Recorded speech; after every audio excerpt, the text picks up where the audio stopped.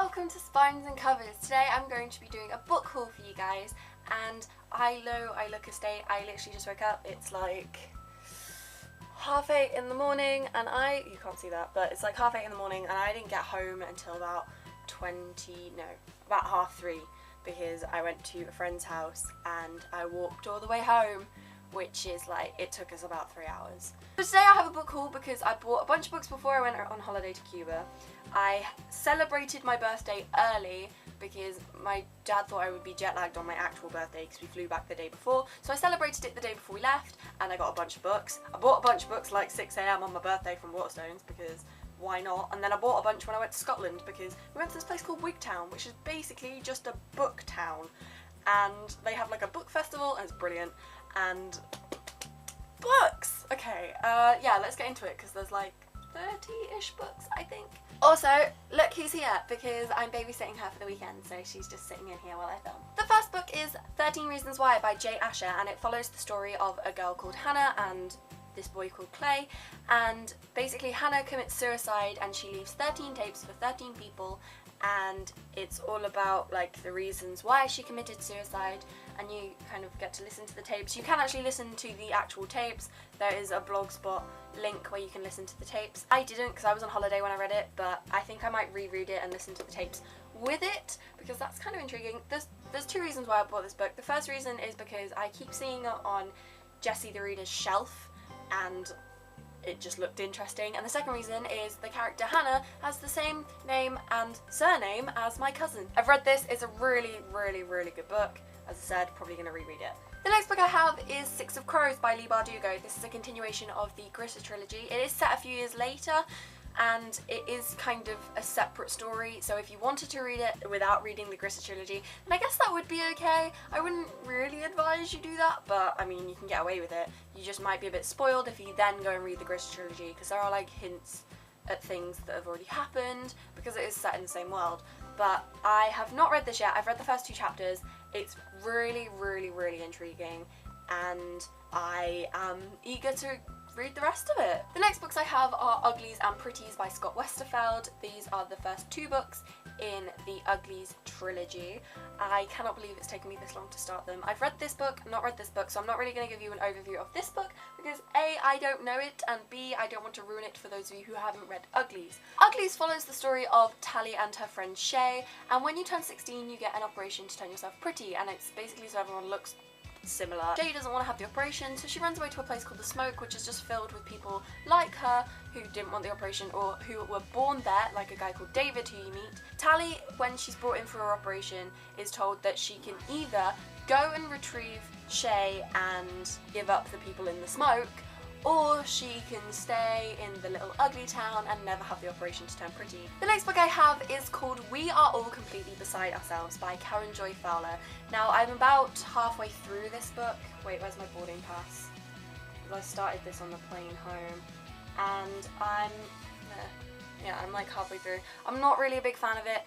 Basically, it's about this girl and her dad is a psychologist, and she's telling the story of how her entire life has basically been one big experiment, and you hear about how her brother left home and he wasn't really that friendly with the family, and also her sister left, or rather her sister went missing, and then you find out later on in the book that her sister's like a chimpanzee and they were both raised like at the same age at the same time, because I thought they were twins but they're not. One's a chimpanzee, I think she's a chimpanzee anyway. She's some kind of monkey, I can't remember. Basically, like, her entire childhood has been an experiment to see how the two were raised differently, and she thinks that the monkey goes missing, but it doesn't, it just dies and they didn't tell her, and it's a bit weird. The next book I have is Insurgent by Veronica Roth. I've already read this, but I read it as an audiobook, so I have been looking for a copy that matches my Divergent, which is really hard to do because I think I bought like a stupid copy of Divergent, and now I'm going to really struggle to find Allegiant, which I still haven't read yet. This is Insurgent. You guys know what happens in Insurgent. If you don't, basically the Divergent trilogy follows Tris, who is living in this world that has faction systems, and you find out that Tris belongs to all of them and she is Divergent, and it follows her life basically trying to escape being killed. The next book I have is Persuasion by Jane Austen. Look how cute this cover is. My friend Kim recommended I read this book. I walked into Waterstones and there was just this new shelf of books when you walk in, and it was all like this. And so all the Jane Austen, the Charles Dickens, Thomas Hardy, Edgar Allan Poe, Arthur Conan Doyle, they all basically match in some kind of mismatched way. So they all have the same kind of cloth feeling thing. They all have like the same kind of borders. The only thing that's different is the colours and the patterns, but they still all match, if you get what I mean. I don't really know what Persuasion's about, but I mean, it's a classic book, and if you haven't read it, then shame on you. So shame on me too, because I've not read it. The next book I have is Red Queen by Victoria Aveyard. This book follows the story of Mare, and she lives in a world where everybody is divided. There are the Reds and the Silvers. The Reds are kind of like the common peasant type folk, and the Silvers are basically gods, and they all have these magical powers. And one day Mare runs into this guy and he gets her a job at the palace. Turns out he's the prince. She accidentally reveals to everybody and herself that she has silver powers, which is unheard of. So then they have to start this whole story about how her parents were silver and she was born a silver, and then her parents died, so she was raised by Reds, even though she has red blood, and there's just something special about her, and it's all about a rebellion to try and overthrow the Silvers. Next I have books 1 to 5 in the Vampire Academy series, they're not in order, whoa, by Rochelle Mead. And I got given these by my dad's girlfriend for my birthday. Vampire Academy, Frostbite, Shadow Kiss, Blood Promise, and Spiritbound. I don't have the 6th book, which I have no idea what it's called. I've not read these, I'm sorry, I've never even attempted to read these. Okay, this entire shelf is vampire books, and I thought I owned enough vampire books, so I just didn't pick them up. I don't really know what they're about. I stayed away from the film too, so I really have no idea what these are about. Next up I have The Madge in Black and Red-Headed Stepchild, which are book 1 and 2 in the Sabrina Kane series by J. Wells. I don't really know what they're about. There's magic and vampires and stuff, and there was another one that I got given by my dad's girlfriend. The next 3 books I have are all by the same author, and 2 different series though. So the first 2 books that I have by L.J. Smith are The Vampire Diaries Volume 1 and 2. This is a bind-up of books 1 and 2, and this is a bind-up of books 3 and 4.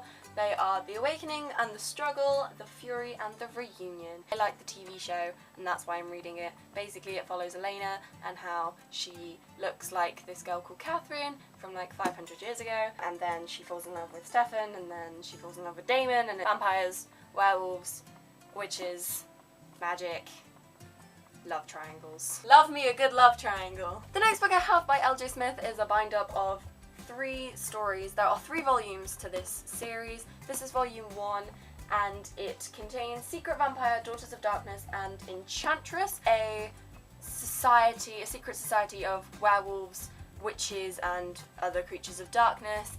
And it follows individual stories that are somehow all linked together. The next book I got is Sisters Red, which I think is a fairy tale retelling.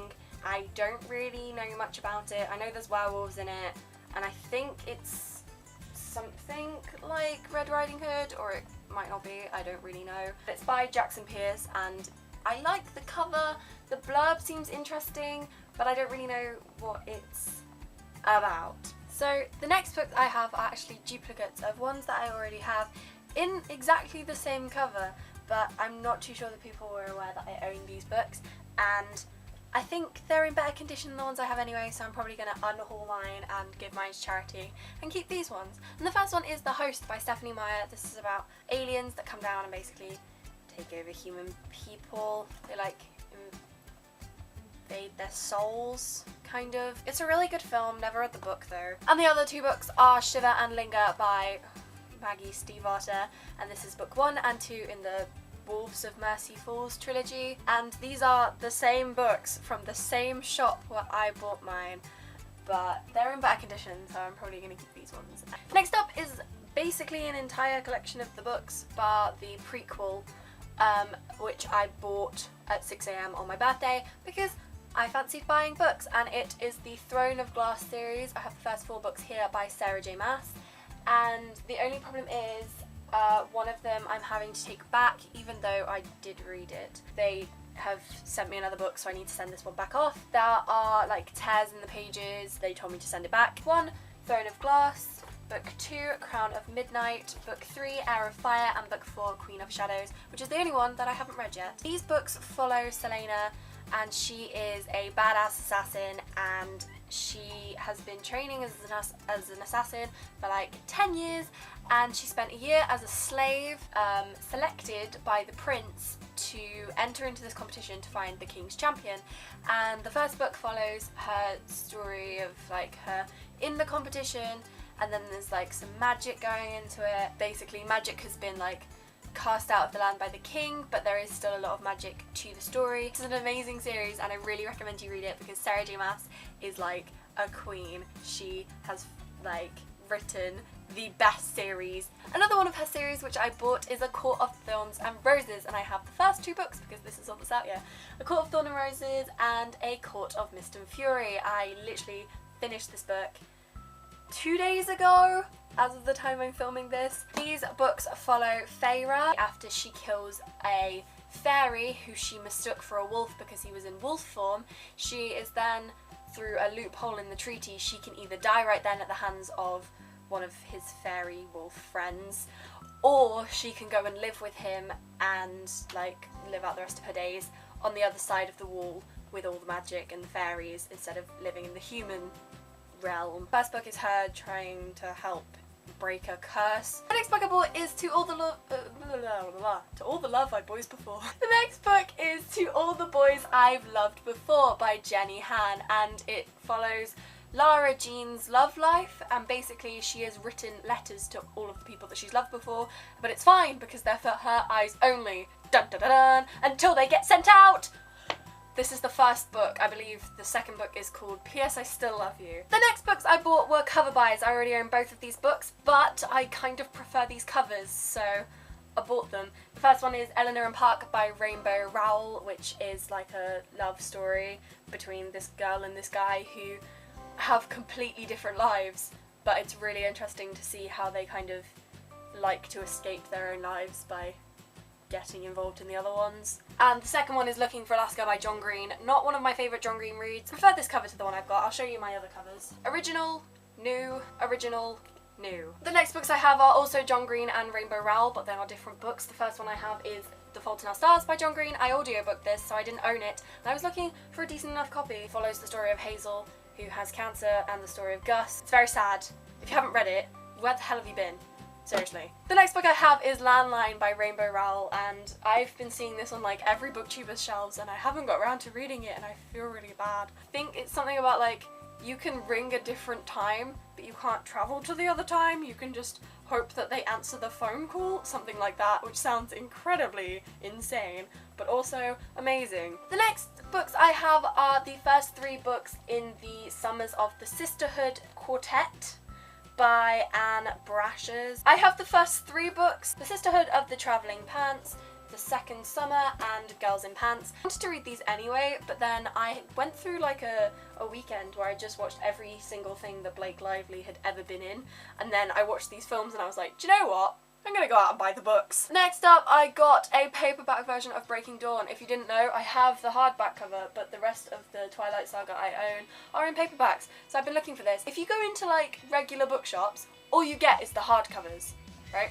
If you go into second-hand bookshops, all you get is the first 3 in paperback and the last one in a hardcover. So you guys don't know. I've been looking for this book for like nearly 3 years. Next up, I have books 2, 3, 4, 5, and 9 in the Confessions of Georgia Nicholson series by Louise Renison. There's a really odd number of books to have, but I've been seeing these everywhere, and I really love the film Angus Thongs and Perfect Snogging, which is based on these books.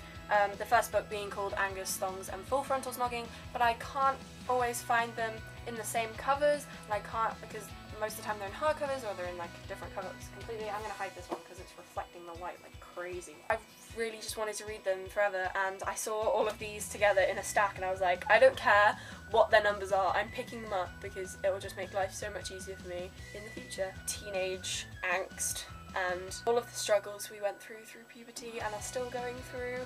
For those of you who are my age, I wish I had these books a few years ago. Not that I want to follow in Georgia's footsteps because she didn't exactly do very well at the beginning. But hey ho! Next up I have a book called Eon, which I think is actually part of a series and like not the first book. But I picked it up because it sounds really intriguing, and it's by Greg Bear, and it's basically just a bunch of chambers in someone's imagination that hangs above our like planet, and it's all about like exploring them, I think. Next up, I have Fallen by Lauren Kate, and I've been seeing this on every booktuber's shelves as well, and I haven't got around to reading it. Some people have said it's really bad, other people have said it's fantastic. So I only bought the first one. They did have the rest of them there, but I only bought the first one because I was like, if I don't like it, what's the point in having the rest of them just sat on my shelves for eternity? Because I'm never going to read them if I don't like it. I won't put myself through the torture of reading them. So I'm going to see how this goes. I think this is all about angels. Two other books I got, which I can't get out because they are currently on my broken shelf and will fall, is a 1960s copy of Oliver Twist by Charles Dickens and a bind up of all of Lewis Carroll's work from the 1950s, 40s, something like that. They're really cute, but I can't get them out because my shelf will break again. I've only just managed to get all the weight to balance so it doesn't fall. Next up I have Harry Potter and the Cursed Child by J.K. Rowling, John Tiffany and Jack Thorne. It's the book script play thingy in a book form, and it is glorious. It kind of dawned on me that because it was a script it would be a bit naff, and I wouldn't get the feeling of actually being like sucked into a book, and I would be really aware that I was reading a script because I'm always reading scripts, so I always know how it goes down in a script, and I was like, this is going to be really boring. How wrong I was. So I was actually in Scotland when this got delivered, and when I got home I found it on the stairs, and I literally ran in to my house screaming the place down, ripped the box open. It took me like 4 hours, I think. I did stop halfway through to rearrange my shelves. That was the organising my bookcase video. Yeah, I stopped to reorganise my shelves because I was like, I need a breather from what the hell I've just read. Like, what is going on? And yes, guys, I am one of these people who shipped Albus and Scorpius in a platonic way. Like, I just wanted them together for life, but not in a romantic way. And last but by no means least, yes, I finally found a hardback copy. It is Trials of Apollo's first book, The Hidden Oracle by Rick Riordan, and it is freaking gorgeous. If you didn't know, I don't own the Percy Jackson or the Heroes of Olympus series books because I wanted to buy them like this tall size, like my Magnus Chase book. But I could never find them all together. I always find like book 3 or book 5 or whatever, and I just think it would be cheaper to buy it in a set, but the sets are only available online, and I don't really trust people sending me the whole thing because they might get damaged. So I'm still on the lookout because it is cheaper to buy them as a box set. So I have been hunting this freaking book down so it would be the same size as my Magnus Chase book, and I finally found it!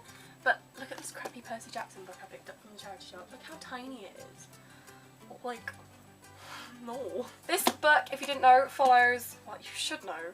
I mean, come on, you're on booktube right now. This book is about Apollo, and after a misunderstanding, I don't know, I've not read the book yet because I'm currently rereading the Percy Jackson and the Heroes of Olympus series on audiobooks because I feel like it before I read this. He gets cast down from Olympus and he becomes a teenage boy, and then I think in this book he has to find like the last oracle, probably other trials too in the next books, I'm assuming. But I mean, it's a Rick Riordan book, I'm gonna love it. I am really excited to read this. Again, like I said with the book by Leigh Bardugo, The Six of Crows, this is a continuation of Heroes of Olympus, and so you could read it as a from scratch thing. The only thing is there are references to characters from Heroes of Olympus, and there are references to things that happened in those books, so if you are then going to go back and read them, like, read them first and then read this. But I mean, it's totally acceptable for you to read this by itself. Just be aware that there might be some spoilers and some like inside jokes from the other books that you might not understand. Read the other ones first. I just point out, for the past 20 minutes my sister has been refusing to leave the toilet because she is really tired and she's unable to pull up her own pants, so she's just sat there patiently waiting for me to finish filming. You've done it! Oh my god, well done. Oh, have you washed your hands though? Go wash your hands, you dirty girl! That's it for this week's video. Give it a like if you liked it, subscribe for more book madness, and I'll see you next time. Toodaloo! Sorry for the flush in the background. She can't do it. I've got to go help her.